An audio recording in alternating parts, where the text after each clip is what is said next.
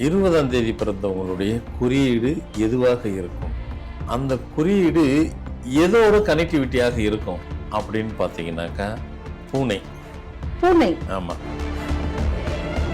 நம்பவே நம்பாது. எது? பூனை. 20ஆம் தேதி பிறந்தவங்க யாரும் நம்பவே மாட்டாங்க. நம்புற மாதிரி இருப்பாங்க. எல்லாத்துக்கும் நீ எதை பேசினாலும் மண்டே ஆட்டுவாங்க. நம்ப மாட்டாங்க. குழந்தை 20ஆம் தேதி பிறந்தவங்க குழந்தைங்க மேலே அப்படி கேரிங் எடுப்பாங்க. கேரிங்னா சான்ஸே கிடையாது. அவங்களுக்கு அதுதான் உலகம்னு நினச்சிட்டு இருப்பாங்க. இது எப்படி அதுதான் உலகம் நினைக்கிறது? இவங்களும் அப்படியே தான் நினைப்பாங்க. அந்த கேரிங் லைஃப் ஃபுல்லாக மெயின்டைன் பண்ணுவாங்க. பூனை மட்டும் குறியீடாக போடக்கூடாது. ஏன் சார்? ஆமாம், ஒவ்வொருத்துக்கும் ஒரு வைப்ரேஷன் இருக்கு இல்லைங்களா? இப்போ ஒரு நாய் போடுறோம், டாக்கு போடுறோம், அதை பைரவர்னு சொல்கிறோம். ஆனால் பூனை நம்ம எதுலேயும் சொல்லலை, நம்ம எந்த இடத்துலையும் கனெக்ட் பண்ணல. எலியை கூட பிள்ளையார்கிட்ட போய் சேர்த்து விட்டோம். ஆனால் பூனையை போய் நம்ம நாயை கூட சேர்த்துட்டோம். எதுல ஒன்று சேர்க்குறோம். அணிலை கூட சேர்க்குறோம். அணில் கூட தெரியும் தானே, அணிலையும் சேர்க்குறோம். அதுக்கு 3 கோடு வருதா, ராமர் போட்டது போடுறது, அது எல்லாத்துக்கும் ஒன்று சொல்கிறோம். பூனைக்கு சொல்லலை. இவங்களுக்கு உரித்தான பிரத்யேக குறியீடு பூனைன்னு சொல்லும்போது உங்க வீட்டுல பூனை வளர்க்கலாமா? அது அவங்களுக்கு நல்ல ஃபார்ச்சூன் கொடுக்குமா சார்? பூனையை வளர்க்கக்கூடாதுன்னு சொல்லுவேன். ஏன் சார்? பூனை இருக்கிறதுல பயங்கரமான தோஷம் உள்ளது.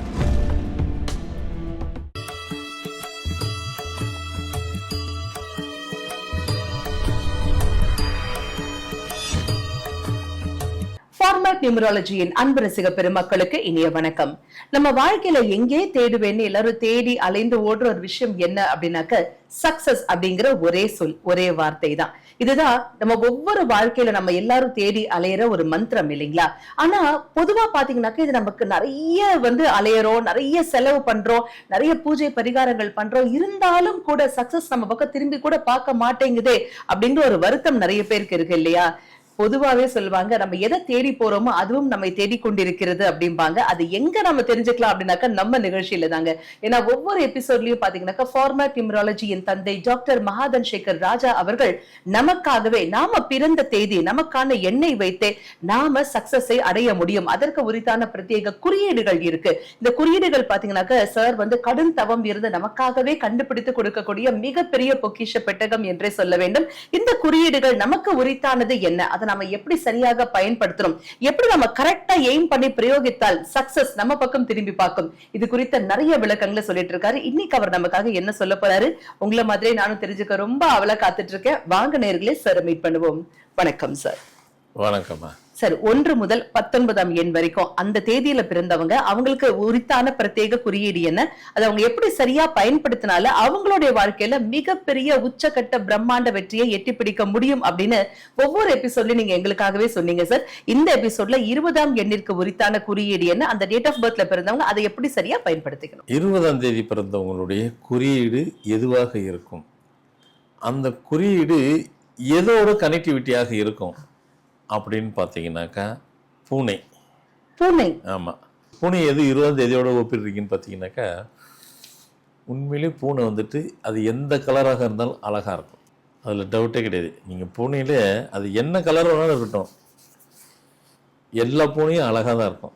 அதில் டவுட்டே கிடையாது. 20ஆம் தேதி பிறந்தவங்க எல்லாமே அழகாக தான் இருப்பாங்க. மேக்ஸிமம் 20ஆம் தேதி பெண்களாக தான் இருப்பாங்க. ஒரு 90 to 95%. ரொம்ப அந்த பூனையினுடைய அழகு எப்படி இருக்கோ, ரொம்ப ஜாண்டிங்கெல்லாம் இருக்க மாட்டாங்க. அந்த பூனை எப்படி பார்க்கறதுக்கு ரொம்ப இதாக இருக்கோ அதே மாதிரி தான் இவங்களும் அந்த மாதிரி அதுக்காக பூனை சைஸ் இருக்க மாட்டாங்க. நார்மல் லைட்டில் தான் இருப்பாங்க. ஜாண்டிங் உடம்பு வராது. சப்ஜெக்ட் அதுதான். சில பெண்கள் ஜாண்டிங்காக இருப்பாங்க, ஆப்பெல்லாம் இருக்கவே மாட்டாங்க. 20ஆம் தேதி பிறந்தவங்க அப்படி இருக்கவே மாட்டாங்க. ஒன்று, அவ்வளோ சீக்கிரம் யாரும் நம்ப மாட்டாங்க. பூனை யாரும் சீக்கிரம் நம்பாது. நீங்கள் பூனையை வளர்க்குறவங்களுக்கு தெரியும், அது நம்புற மாதிரி இருக்கும், நம்பாது அது யாரையுமே. பயங்கர சாமர்த்தியம் சார். ஆமாம், நம்பவே நம்பாது. எது? பூனை. 20ஆம் தேதி பிறந்தவங்க யாரும் நம்பவே மாட்டாங்க. நம்புற மாதிரி இருப்பாங்க. எல்லாத்துக்கும் நீங்கள் எதை பேசினாலும் மண்டே ஆட்டுவாங்க. நம்ப மாட்டாங்க. ஹஸ்பண்ட் ஒய்ஃபுக்குள்ளையா நான் அதுக்குள்ளே வரல, இருந்தாலும் நம்ப மாட்டாங்க. எல்லாம் பேசுவாங்க, வைப்பாங்க, எல்லாம் பண்ணுவாங்க, ஊன்னுவாங்க. இவங்க என்ன நினைக்கிறாங்க அதான் செய்வாங்க. அவங்க லிசன் பண்ண மாட்டாங்க. காரணம், நம்பிக்கையை யார் மேலேயும் பட மாட்டாங்க. அதே நேரத்தில் பூனைக்கு அது குட்டி மேலே கேரிங் எப்பவுமே அதிகம். அது மாதிரி அந்த கேட்டு ஃபேமிலிங்கிற மாதிரி எல்லாத்துக்குமே இருக்கும். அது கேட் ஃபேமிலி மொத்தத்துக்கு அதில் பூனை தான். அது கேட்டுன்னு ஒன்று பூனை தானே. அது குட்டின்னு மட்டும் போட்டுச்சுன்னா வந்து பார்த்தீங்கன்னாக்கா அதுக்கு உதாரணம் அதுதான். அது ஒரு இடத்துல போடும், அது ரொம்ப பேருக்கு வளர்க்குறவங்களுக்கு தான் தெரியும்னு நினைக்கிறேன்.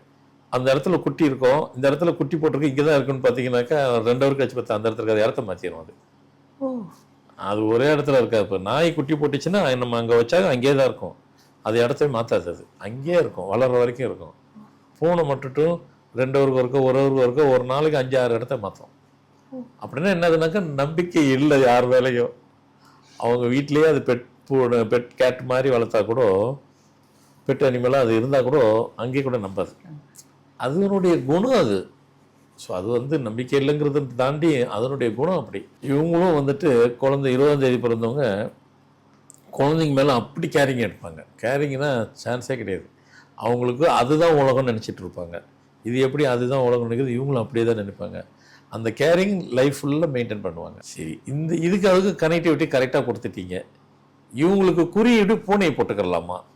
அடுத்து அப்படி தான். இப்போ எல்லாத்துக்கும் அப்படி தான் நம்ம சொல்கிறோம். ஒரு குறியீடு அது எதாக இருக்கோ அதுவாகவே நீங்கள் அந்த குறியீடு போட்டால் அதனுடைய பவரும் அடிஷ்னலாக உங்களுக்கு வந்துட்டு கிடைக்கும் அப்படின்ற மாதிரி சொல்லியிருக்கிட்டு வரீங்க. அப்போ நாங்கள் போடலாமா? பூனை மட்டும் குறியீடாக போடக்கூடாது. ஏன் சார்? ஆமாம், ஒவ்வொன்றுத்துக்கும் ஒரு வைப்ரேஷன் இருக்கு இல்லைங்களா.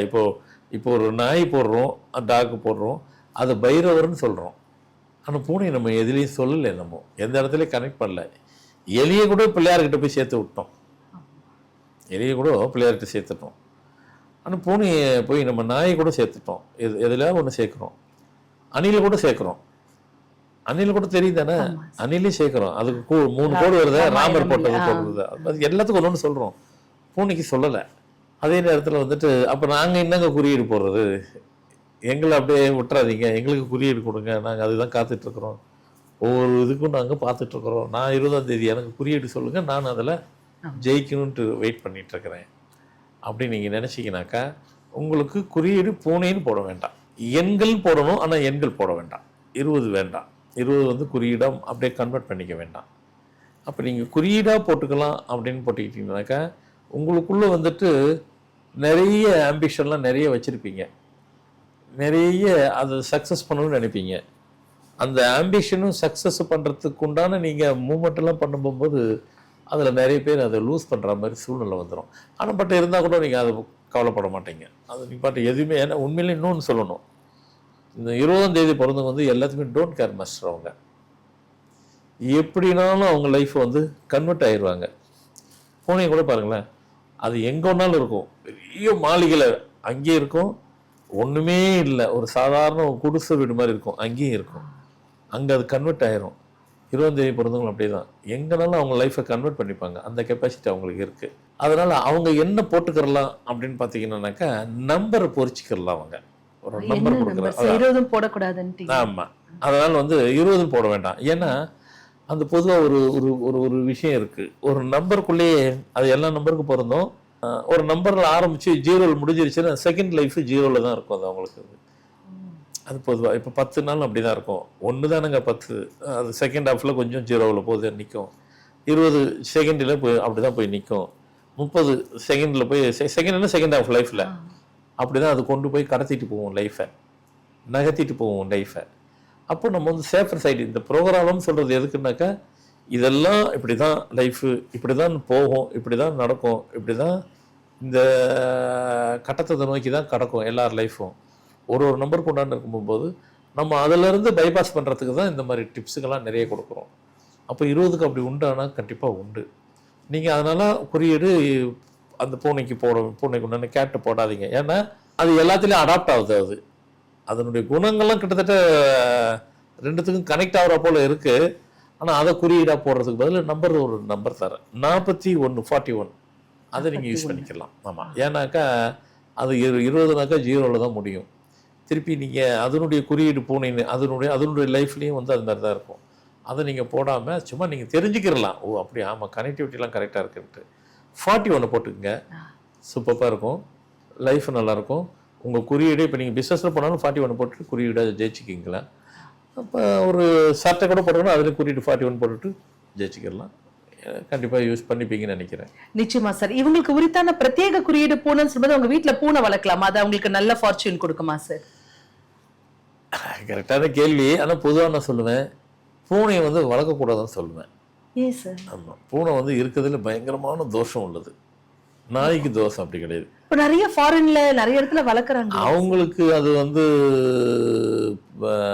அந்த லாஜிக்லாம் அவங்களுக்கு தெரியாது. அவங்க வந்து நாயை வளர்க்குறதோட பூனை தான் அதிகமாக இருக்கும். 10 வீட்டில் ஒரு வீட்டில் தான் நாய் இருக்கும், 9 வீட்டில் பூனை தான் இருப்பாங்க. அவங்களுக்கு தோஷம் வந்தா என்ன, வரலைன்னா என்ன இருக்கு. அவங்களுக்கு ஒரு பிரின்சிபல் கிடையாது. வாழ்கிற வாழ்க்கையில் நம்மள மாதிரி ஆளுங்கள்லாம் நம்மளுக்கெல்லாம் கல்ச்சர் இருக்குது, அவங்களுக்கும் கல்ச்சர் இருக்குது. அது அவங்க கல்ச்சரு, நம்ம கல்ச்சர்னு இருக்குது. அது நம்ம கல்ச்சர்னு சொல்லிக்கலாம். ஆனால் நமக்கு கல்ச்சர் இருக்குது, நமக்குன்னு சொல்லிட்டு ஒரு நிறைய இருக்குது, பிரின்சிபல் இருக்குது. அவங்ககிட்ட அது கிடையாது. நிறைய உதாரணம் சொல்லலாம், அது எல்லாத்துக்கும் தெரியும். பிரின்சிபல்னு சொல்லும்போது எல்லாத்துக்கும் தெரியும். இப்போ எல்லாம் மாறிட்டு இருக்குது. அவங்க நம்மள மாதிரி வாழ்கிறோம், நம்ம அவங்கள மாதிரி வாழ்கிறோம், அப்படிலாம் மாறி போயிடுச்சு. புடவை அங்கே போகுது, ஜீன்ஸ் இங்கே வந்துடுச்சு, அவ்வளோதான். எல்லாம் அதே மாதிரி மாறி போயிடுச்சு. ஸோ அதனால் வந்துட்டு இது உங்களுக்கு கண்டிப்பாக 41 அப்படிங்கிற நம்பரை நீங்கள் பயன்படுத்திக்கிட்டீங்கன்னாக்கா அந்த பூனைக்கு உண்டானது போடக்கூடாது. ஏன்னா அது தோசை ஹெவியாக இருக்கும். நம்ம இன்னும் கூட ஒரு இடத்துல கூட சொல்லியிருப்பேன். இப்போது கல்ஃபில் நான் அதுக்கு ஒரு தனி எபிசோடு வச்சுருக்கிறேன். கல்ஃப் இந்த மாதிரி வாரம் நடக்கிறதுக்கு பல காரணம் இருக்குது. அதில் மெயினான ஒரு காரணம், இந்த மாதிரிலாம் வளர்க்குறது ஹெவி தோஷம். பூனை வளர்ப்பாங்க அவங்க. பூனை இல்லை, பூனை அதாவது கேட் ஃபேமிலி மாதிரி அவங்க வளர்க்குறது. புலி, சிங்கம், சீட்டா கம்பல்சரி அவங்க வீட்டில். அந்த யாரு இந்த கல்ஃப் ஃபுல்லாக, மிடில் ஈஸ்ட் ஃபுல்லாக வளர்ப்பாங்களா? வீட்டில் தான் நம்ம நாய் வளர்க்குற மாதிரி அவங்க அதை வளர்க்குறாங்க. அது ஹெவி தோசத்தினுடைய இது வந்து லிமிட்டே கிடையாது. அது மொத்த தோசம் உருவாயிருச்சு. அதில் தான் அங்கே அடி வாங்குது, அது காலி பண்ணுது. அது வாழை விட மாட்டேங்குதாங்க. நான் அதுக்கு தனி எபிசோடு வச்சுருக்கிறேன். சரி, இப்போ லைட்டாக சொல்லிட்டேன். அதனால் அது போடக்கூடாது. அது நிச்சயமா அது பதில் அவங்க 41ஆம் எண்ணை பொறித்து அவங்க வச்சிருந்தாங்கன்னாக்கா அது மிகப்பெரிய வளர்ச்சி கிடைக்கும். கண்டிப்பா கிடைக்கும். அற்புதமான விளக்கம் சார். 20ஆம் எண்ணிற்கு உரித்தான அவங்களுக்கு உரித்தான குறியீடு என்ன, அதை அவங்க சரியா எப்படி பயன்படுத்தணும், குறிப்பாக எப்படி பயன்படுத்தவே கூடாது. உங்க சட்டையில எல்லாம் பூனை பொறித்த சிம்பிள்ஸ் எல்லாம் போட்டுறாதீங்க, உங்களுடைய பிசினஸ்லயே பூனை லோகோவை போடாதீங்க. அதுக்கு மேல எண் 41 பயன்படுத்தினாலே மிகப்பெரிய உச்சகட்ட பிரம்மாண்ட வெற்றியை எட்டி பிடிக்க முடியும் அப்படின்னு தெளிவான விளக்கங்கள் கொடுத்தீங்க சார். கொடானுகோடி அன்படைஞ்சங்கள் அனைவர் சார்பாகவும் மனமார்ந்த நன்றிகள். வணக்கம்.